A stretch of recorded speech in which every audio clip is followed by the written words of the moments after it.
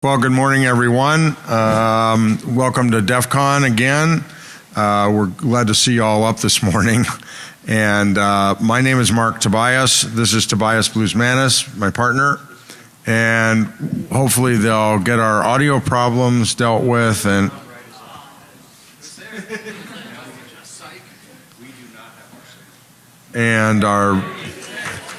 hey, okay. Okay, so we got video on both screens? Right, no teleprompter, but the president's not here either. So, Toby and I work for Security Labs, which is in our office, and we work for a number of major lock companies in the world. We have a team that analyzes mainly high security locks with some consumer level products as well for security vulnerabilities, mainly for covert entry. So a few years ago at DEF CON, we talked about a number of different consumer level locks, but not really in detail. And as a result of that, we ended up filing a complaint with one of the standards organizations about the lock we're going to talk about today. And we figured a couple years would go by, some things would occur, maybe the problems would be remedied, but they weren't. So today now the monitor went away here, but I guess we're okay. Okay, I got it. Okay. Yeah. So today we're going to talk about one of the most popular consumer level mechanical cylinders in the United States. And the problems, the design problems that we found. How many of you guys have this lock on your doors? Ooh. So everybody knows what this is. Okay. Yeah. So this is probably in the United States, there's really two major consumer level brands in the United States. This is one of them. And they're in every DIY store, hardware store. And a lot of folks believe that these are really secure. And in many ways they are. The problem is, as we'll point out to you, in critical ways they're not. So we're going to go through, we've done a pretty detailed slide presentation and with a lot of graphics and animation that we hope you guys enjoy to detail the problems. And we recognize that a lot of folks can't afford high security cylinders that are $7,500, $150 a piece. We do understand that. And I guess some locks is better than no locks on your door, but there's also a false sense of security that these kind of locks provide a higher level of security than they do, and that's also enhanced by packaging and marketing statements by the manufacturers, especially with regard to the Builders Hardware Manufacturers Association standard. It's a consumer commercial level standard that has much more to do with endurance and durability than security, and that's the case in this lock. So Qwiksets are really easy to understand. Today we're going to talk about their Smartkey versus conventional pin tumbler locks and a number of ways that we've determined to open them very rapidly and that present some serious vulnerabilities. Now you'll notice that the lock on the left-hand side of the screen, that's a Smartkey because it's got a little slot to the left of the keyway. That means that it's a reprogrammable lock. So what we're going to do is begin this morning letting you listen to a couple pieces of audio. We called customer service repeatedly to ask them how secure their locks were as if we were going to buy some. And we wanted to set the stage because either these folks aren't trained properly or they're making statements that they shouldn't be making. So either way, we thought you would enjoy the questions. These are about 2-minute clips each. And nothing's been edited out that was relevant. Only the chit-chat between us, but these I tried to edit out to the relevant statements. So this first one was in June of this year with Brian. Qwikset, this is Brian. Can I help you? Say a couple of questions on Smartkey. Okay. So my only concern is Qwikset comfortable and basically debunked this, that there's no way to stick a screwdriver, just a common tool, into the lock and open it. No, that'd be a negative. I mean, if it was that easy to pick a Qwikset lock, they would be having us, do recalls. Okay, if this customer's got this unit, you get a call tag, have a prepaid label sent out, and send that back to our quality control. There's nothing like that. It's business as usual. Is there any are you guys aware of, been trained, any tools out there that will open these, or is this just all nonsense? No, without the actual key for the unit itself, no. You can't open No, it. sir. So just so I can tell my boss, as far as Qwikset is concerned, other than drilling these, if you don't have the key, you're not going to get in. No. And that's the bottom line. Sticking anything foreign inside of the keyway is just going to make it that much harder to open up. Okay, so it basically what you're telling me is it isn't going to happen. You can sabotage the keyway, which will... Yeah, but... Okay, so that was Brian. Okay, so you're starting to get the picture. So this is Satima. Sir, how can I help you? Are you tech support? Yes, I am. Ma'am, we're looking at buying a large amount of your Smartkey cylinders. Mm-hmm. I have some questions. Sure, go ahead. Are you technical? Yes. Oh, okay. How about forced entry? How difficult are they? Like the old locks, you could take a screwdriver and put a lot of pressure on it. Yeah, same thing with these. I mean, you can line up the springs. That's what the screwdriver would do, right? Force the springs to align and open the lock. With these ones, you can't even put a flathead screwdriver in there. You can't. You can't. No, because there's racks, we call them. Okay. They're coming from up and down, up and down direction, not just up. Okay, so this stuff on the internet's not true, that you can stick a screwdriver in them and open them. No, we were aware of that video, and we found out about it, but they did something else before they showed that video. That's what it was. I believe that's what I heard, that it was they had to do something else to the cylinder, and then they recorded the video with just using a flathead screwdriver and opening it. That's not how it works. So if somebody walks up to a lock on one of our apartments, unless they can take that lock apart, you're telling me they can't open it without the right key? That's correct, sir. Right. Is there any quick way of forcing these open? No. That a burglar could do, like in 30 seconds, No. 15 seconds? Is there anything that you guys have been trained on or aware of? Oh, no.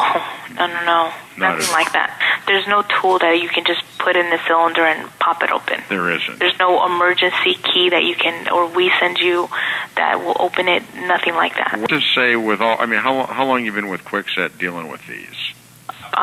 4 years. Let's just take a 4-inch or a 6-inch screwdriver, which everybody has in their kitchen drawer, and you stick it in the lock, and you take a pair of pliers or a vice grips, and you turn it.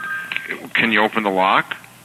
No, of course. What about sticking a wire through where the key goes in, or any other way? Now, don't jump ahead of yourself. No. There's You no can't way. put any type of wire or anything like that. You cannot. No, you cannot. Okay, so you wouldn't worry about putting these to protect valuables, to protect your house or your apartment?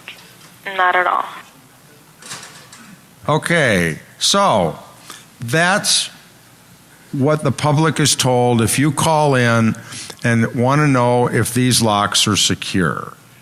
So unfortunately, and I don't think there's any malice on the part of their employees, they just don't know. They have not been educated. There was plenty of stuff on the net a couple years ago that they referred to, and I just don't think they know, or they've been told not to say it. We don't know. So the reality is, as we can see from the show of hands, there's millions of these locks used in America, homes, apartments, businesses. They're inexpensive. The cylinders run $20 to $30, maybe $40 a piece. They have pin tumbler models, and they have Smartkey models. They have deadbolts, and they also have electronic cylinders. So it is one of the most popular locks in America. and they've been in business actually for about 60 years. And again, they have a very diversified product line. These are some of their distribution channels, as you recognize: Home Depots, Lowe's, Ace Hardware. Lots of folks are carrying these locks.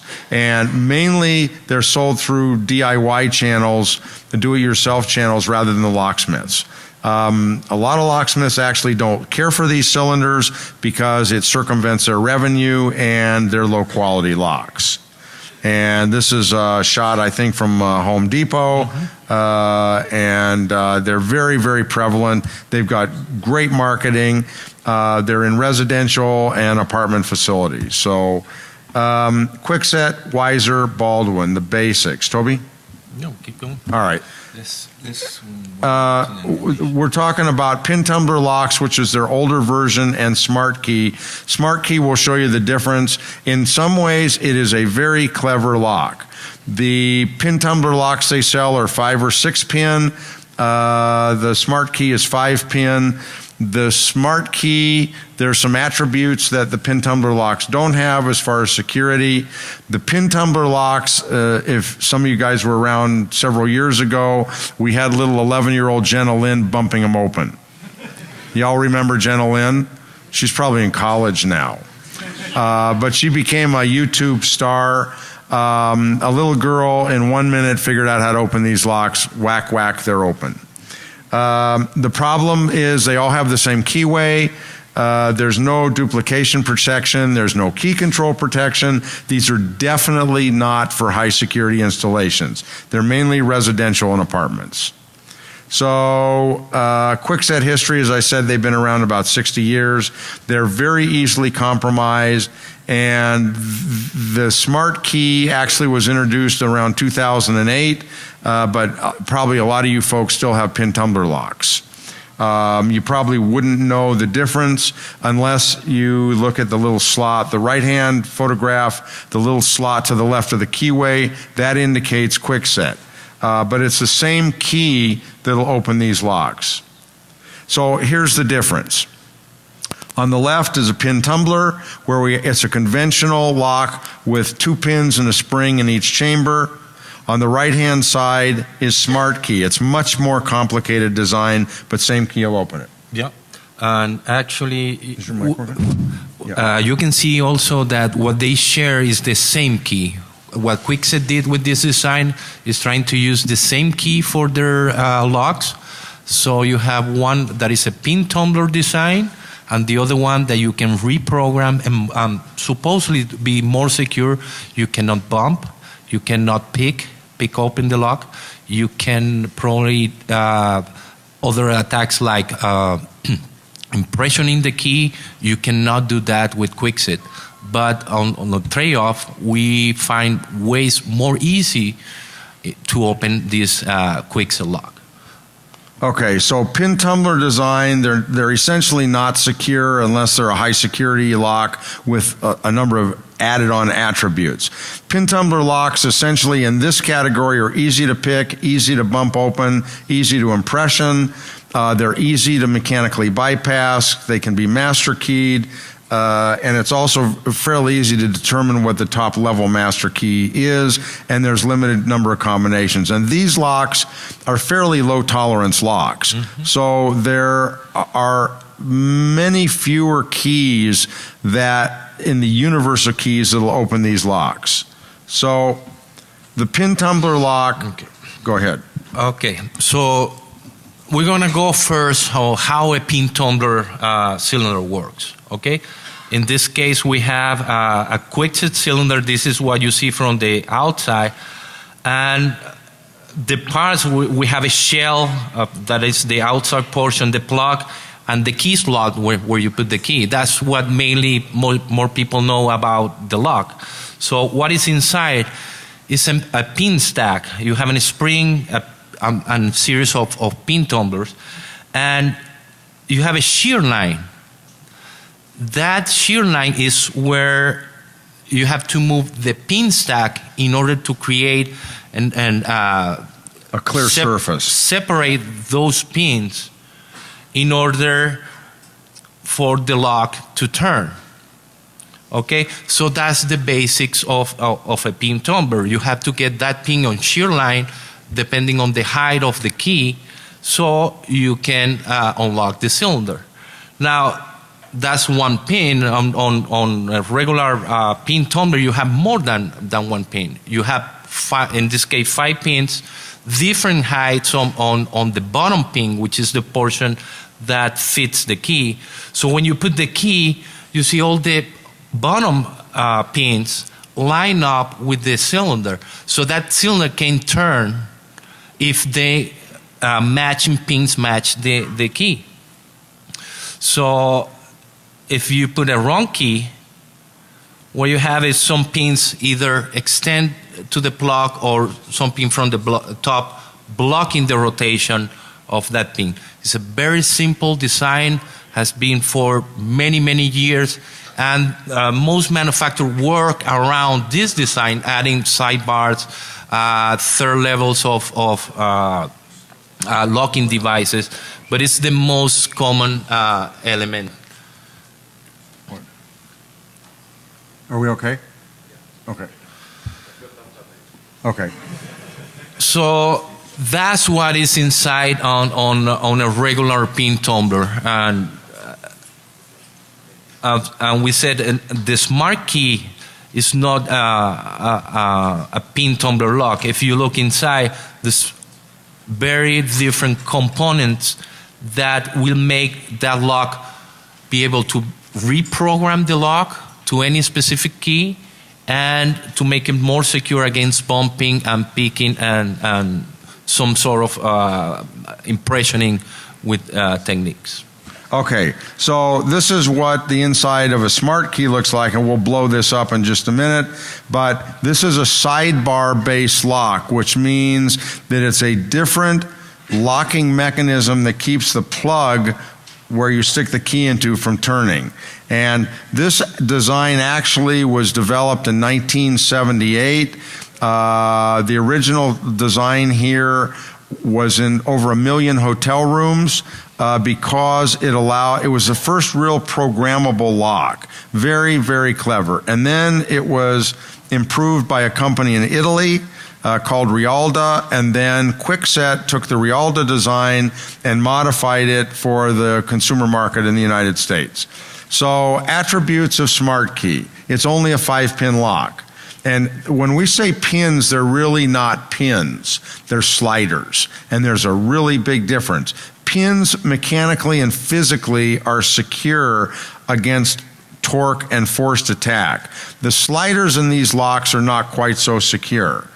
In this lock, there's one sidebar that really provides the entire security of this lock. They are extremely pick resistant. There's a Underwriters Laboratory Standard 437, which defines picking for commercial and high security locks. Qwikset actually meets this standard.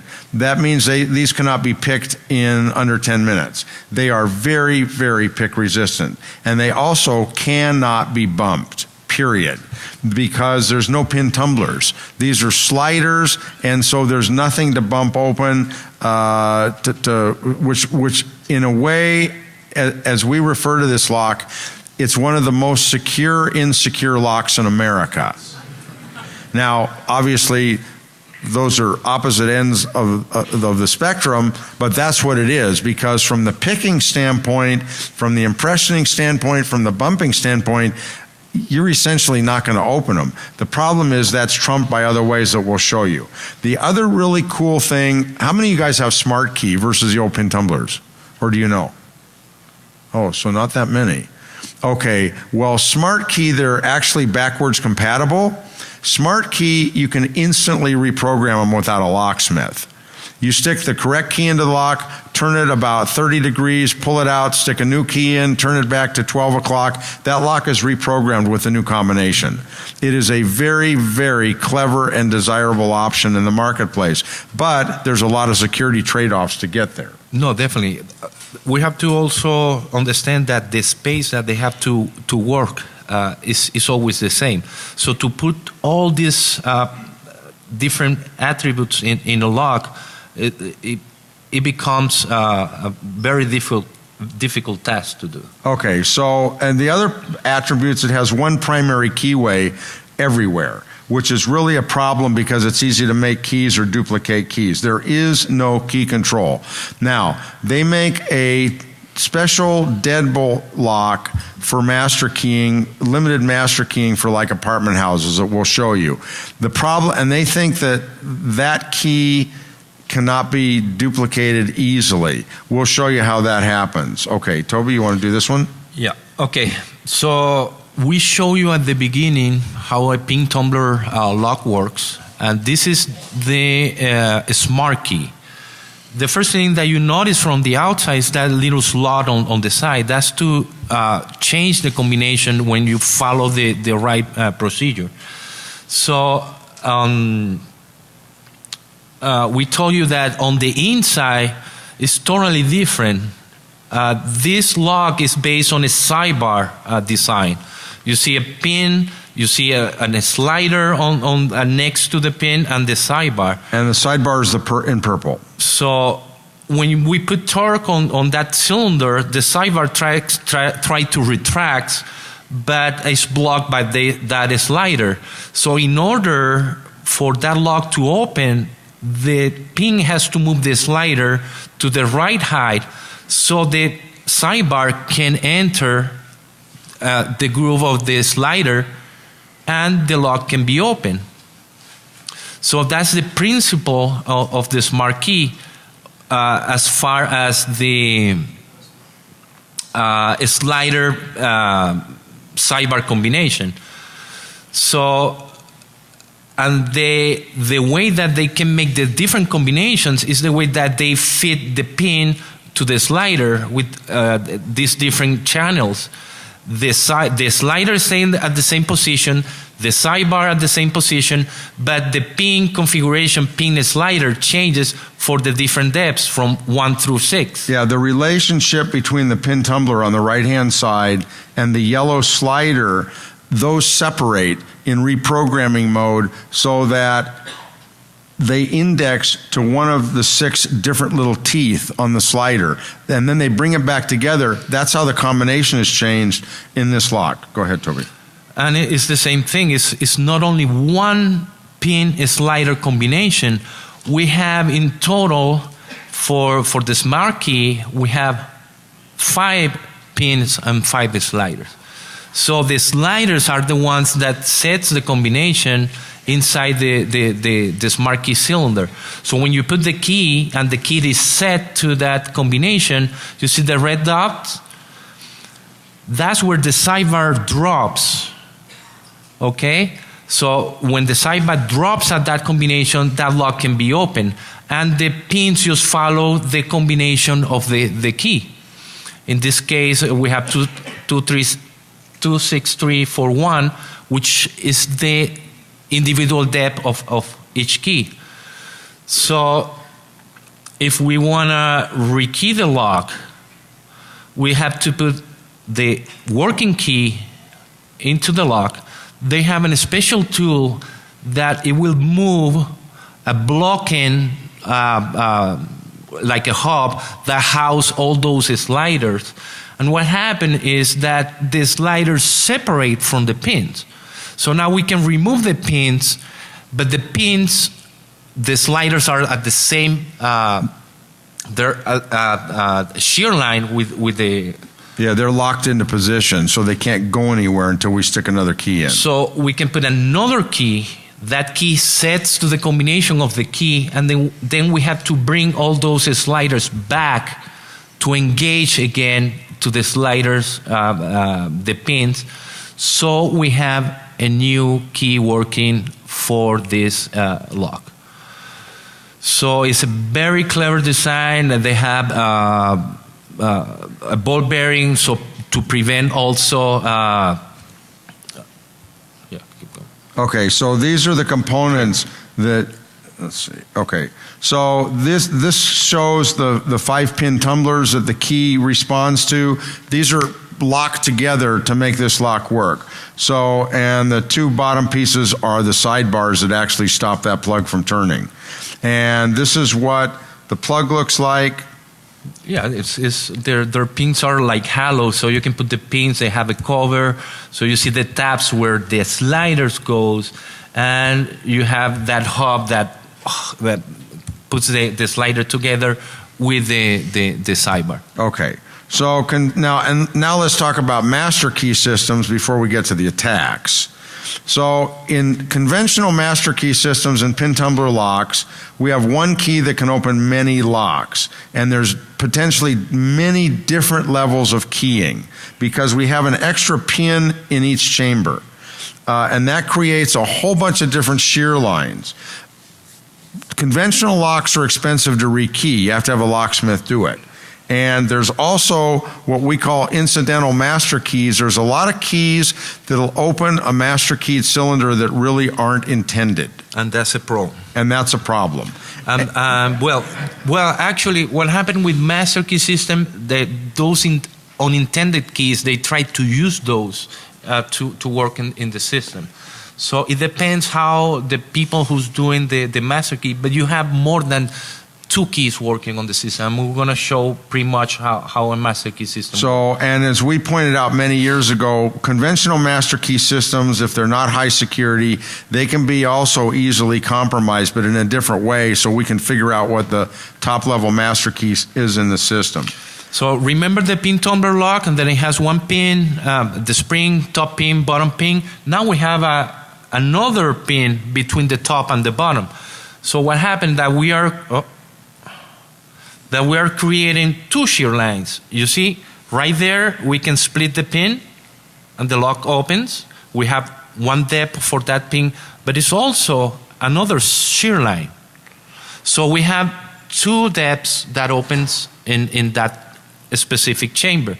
But again, if this is not, a lock is not one pin, so for this example, we put another split pin. We put a master, that's called a master wafer. The middle pin. So, and the rest will left the pins like that. So we have a key that makes the shear line, so that key will open the cylinder.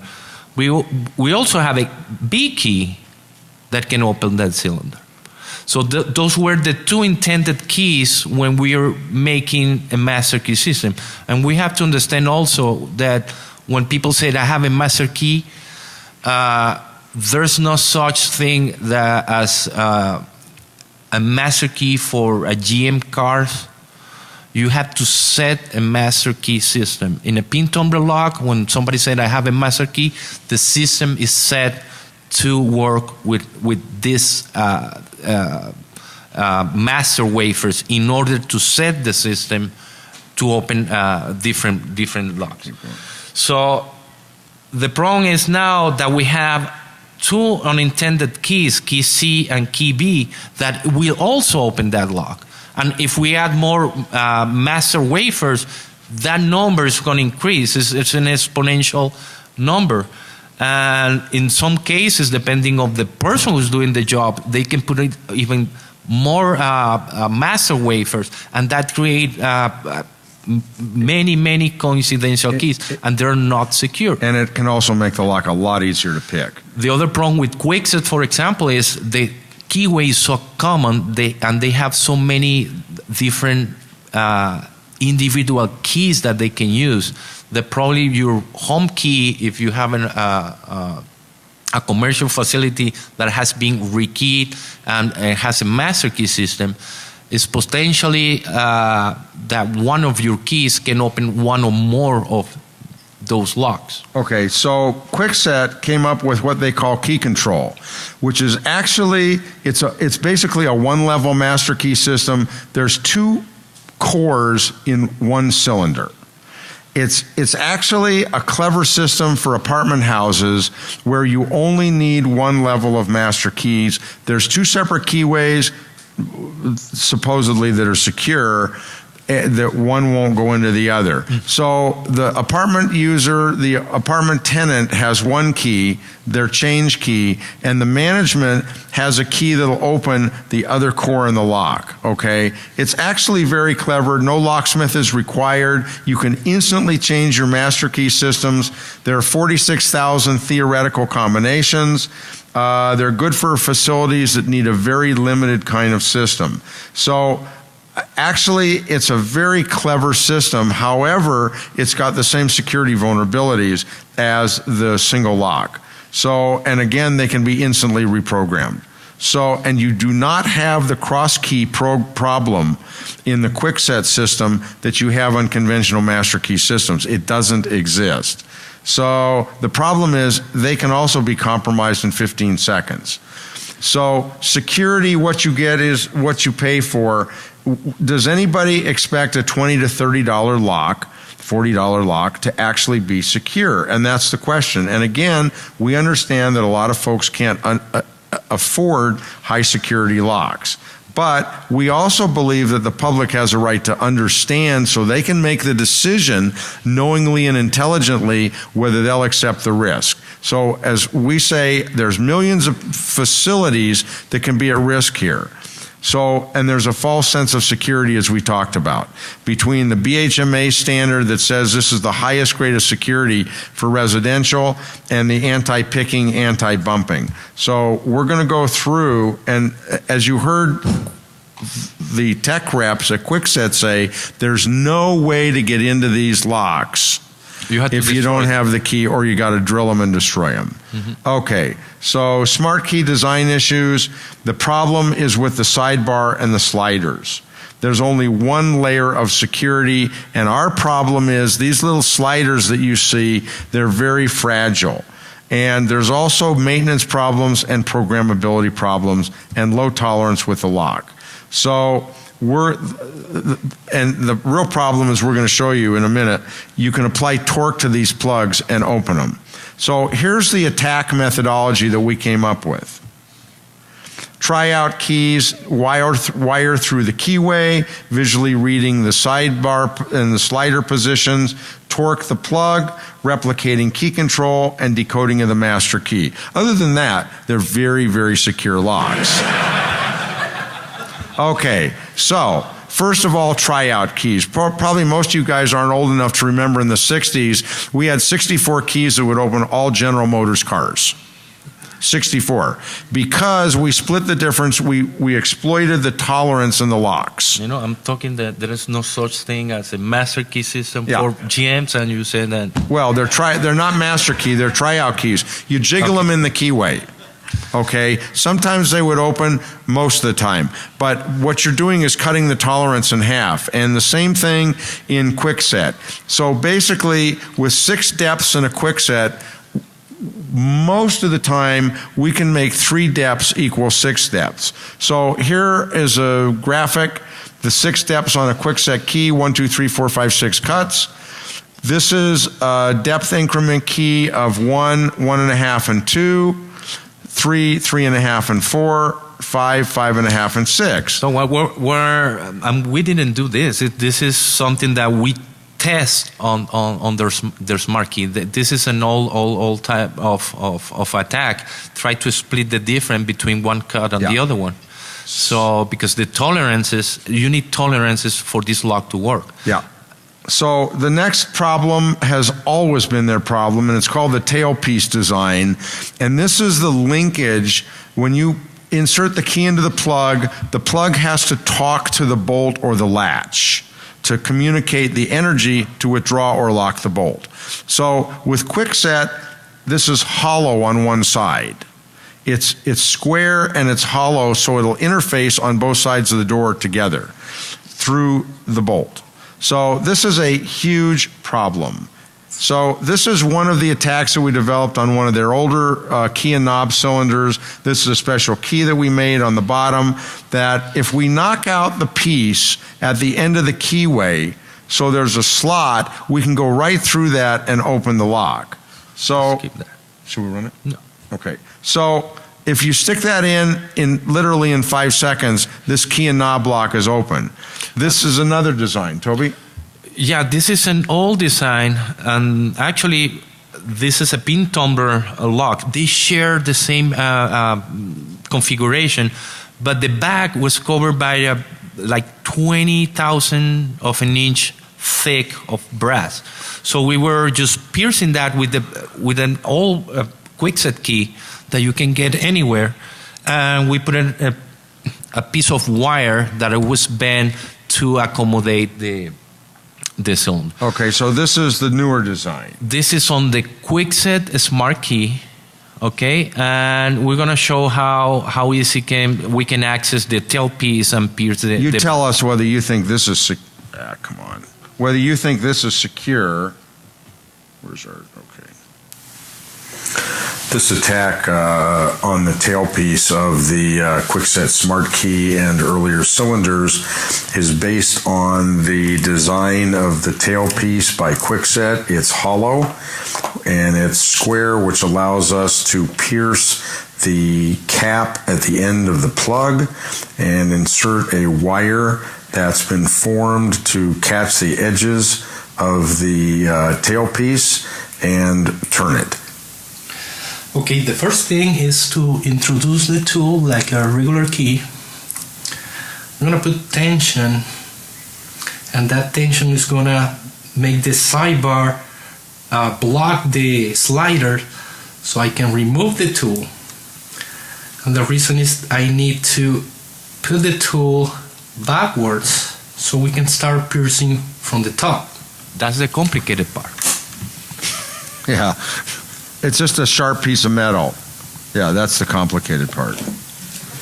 Now it's a matter of. So you can see the back on one side.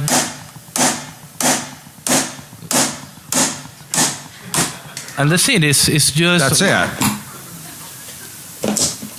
So, and this is a complicated part that you have to. Yeah, you have to use the pliers. Yeah.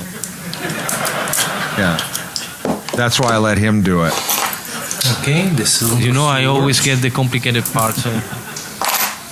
And now we have an opening for a wire. So now we can access the tailpiece that is attached to that. And right here you see I'm moving the. Keep going because. Yeah, and that's it, and that'll open the lock. So and the.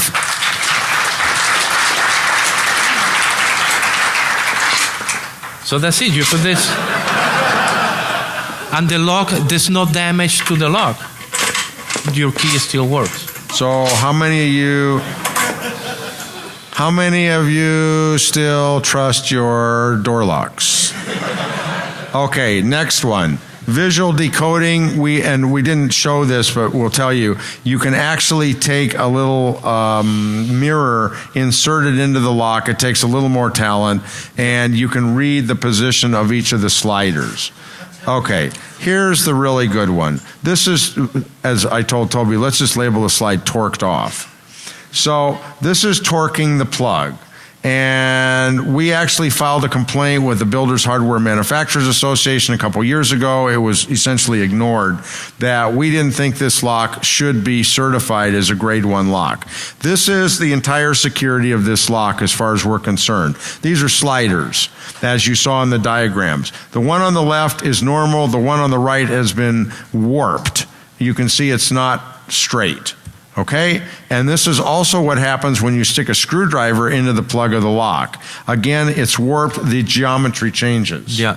You know, we said that the lock is going to be as secure as his weakest link.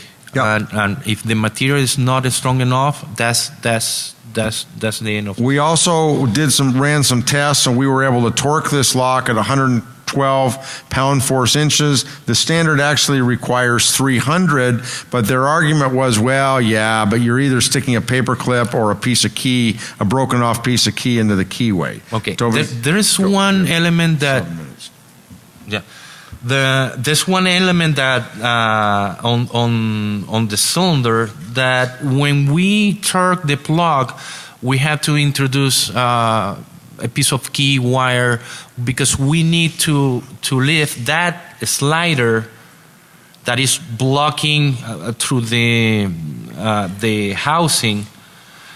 because there's three different depths, depth 1, like the depth 2, and the depth 3, that it will block, the physical slider will block the rotation for that pin. But there is a specific position, and it doesn't matter which depth is set the slider is going to get inside the plug. So the only element preventing the cylinder for opening is the slide. Okay, so here's what happens. Based on the slider design Here's the audio. of the Qwikset Smartkey, we contend So that's the Smartkey. not physically We just secure need as to, the, that is specific height, and we're using a piece of we're gonna lift paper all clip. the sliders to a specific height. We just That's also the complicated part. And of course I did that Fairly part. simple process. Yeah. With a very short screwdriver. So this is just a standard little screwdriver. We just seat it into the keyway. You really don't have to bang on it. This is a very small vice grip. This is your door on your house. You see it's already turned. You can see the plug is already turned. Okay.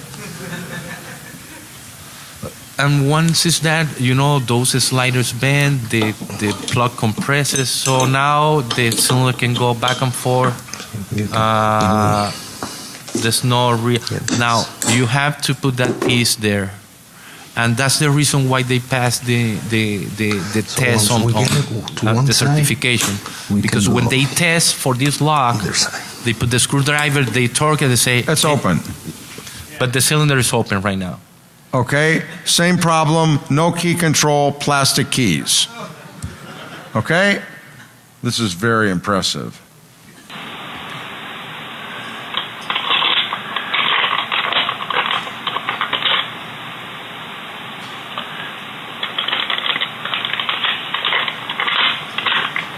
That's a MasterCard. No, that's Chase. Oh, sorry. Yeah. I didn't know. So then we figured out how to decode the lock because we're going to run out of time. So basically there's a procedure that we can take 6 different keys and we can figure out how to decode it. Those are the depths of each pin. But now if we notice that sidebar, it really do not engage on the false gates. So we designed a key that can move. Basically, what you're gonna see here in this video is that if we can remove the key from the cylinder with a specific depth, that is an indication that depth we have decoded the. So I don't think we have time to run this video, but these are the 6 keys. Let me just do part of this. Okay, this is going to be decoding the control cylinder on a Qwikset. This is the problem with their master key. Depth analysis keys, depth probing keys for each of the 6 depths that we're going to probe in rapid order and determine the essentially the gate positions on each of the sliders. So let's start with number 6. We just have to put the key in, put a little bit of torque, and try to remove the key. So If we cannot remove the key, it's an indication that pin is not set for that depth. Okay. So that's number Basically, 5 we go through and probe each of the 6 sliders, can be removed. and then once we That's figure out the code, we generate a key for it in like So 10 the second one. seconds. So we go pin by pin. We just put the 6. key in that position, try to remove it. If it can be removed, we record the number that we're using to. 5. Yeah. And so basically, Toby goes through, decodes the entire lock, creates a key for it. So making the control key, as we'll wrap this up, this is their master key scheme. Yeah, this is the way that Qwikset takes the approach for the master key system. This is what they call the key control. It's not playing. No, it's not playing. Okay. It's not playing. Go ahead. So that cylinder has another cylinder on top. So that's the scheme that they use. It's 2 cylinders because their platform now is so small that they decided, well, I can have 1 key for renters and 1 key for the user. Thing is, they're so close, and all these attack also can be performed on their lock, that we thought, well, this is not secure. It's even more insecure because you don't see the cylinder is on top. The cover has to turn so you can expose the other cylinder. So if you torque the plug or you pierce the plug, you're never going to notice. And that's something that you as a consumer should know that Yeah, here's the bottom line as we'll sum up. This is a very clever design lock in certain respects, but it's also extremely insecure in certain respects. And so there's really a trade-off, and you need to understand when you spend money on locks, it's an insurance policy. You need to understand that you really do get what you pay for, and it may look secure, but that, as we've shown you, it doesn't mean that it is. I think that wraps it up for this DEF CON this year. We thank you very much for coming, and we hope you enjoyed this. Well, if you have any questions, over. Thank you. Thank you.